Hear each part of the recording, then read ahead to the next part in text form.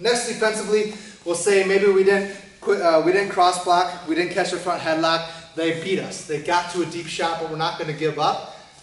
So we'll talk about them getting into a deep high crotch shot here. So he gets all the way in. And I'll have wrestlers start right here.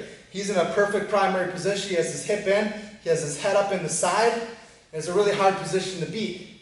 So I'll first talk about what we want to do with our outside hand here. Have a lot of variety here, what a lot of kids do.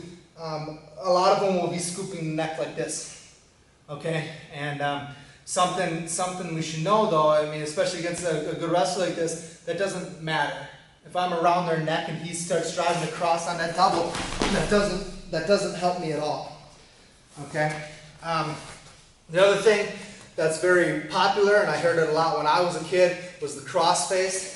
If he's in on a shot here, there's a time and a place for the crossface. This is not it.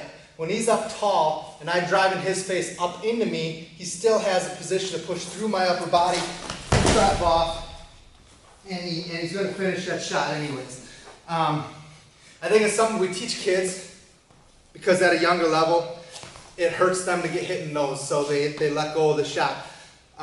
They get used to that, and they get up to high school, then they realize the kids don't care anymore that they're getting hit in the nose and their nose is bleeding. It doesn't matter for the better wrestlers. They're going to run through that. They're going to get the takedown. So we don't focus on the crossface either.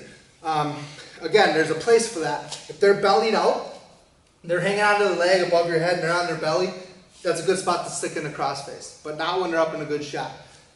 So what we should be doing, just like I taught my wrestlers to have their head up in the shot, they should be looking up at the lights, we need to do the opposite of that. I need to get their head down. So I'm going to take my outside hand literally on the back of their head, just with my palm, my elbow facing up high because it's going to go where my elbow is pointing. So I can start to drive straight down on that head. Rather than trying to kick my leg straight back, which doesn't work because he's pulling it in, I can try to kick my legs back all day. It doesn't do much.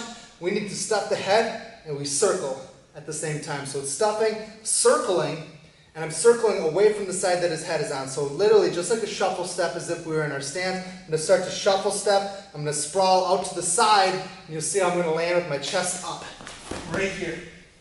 Okay? Now look how I'm out on the side of his body. I'm perpendicular. I have his head stuffed down to the mat. And I have this back arch position. Okay, we talked about sprawling in the first stance in motion. Back arch is important. I have my hips heavy. All right, if I bend my butt like this, I take all my weight off of him. And you can see how easy it is for him to move that.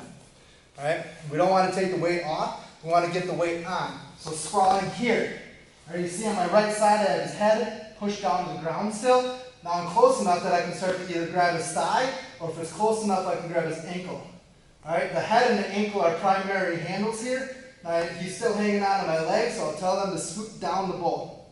All right, and all that is pretty much sliding my chest right down his side until he's not hanging on to my leg anymore. And I continue to circle behind, continue to pull into this ankle. All right, and you'll see in all of our go behinds in the advanced level 2, we're always talking about that close ankle. We're always going to the close ankle as the kids get really used to grabbing that instead of the hip. Okay, so that's beating the head outside position. Make sure we're talking about stuffing that head, you know, not doing the crossface, not doing the scoop. It takes kids who have wrestled for a few years and they've scooped the head every single time.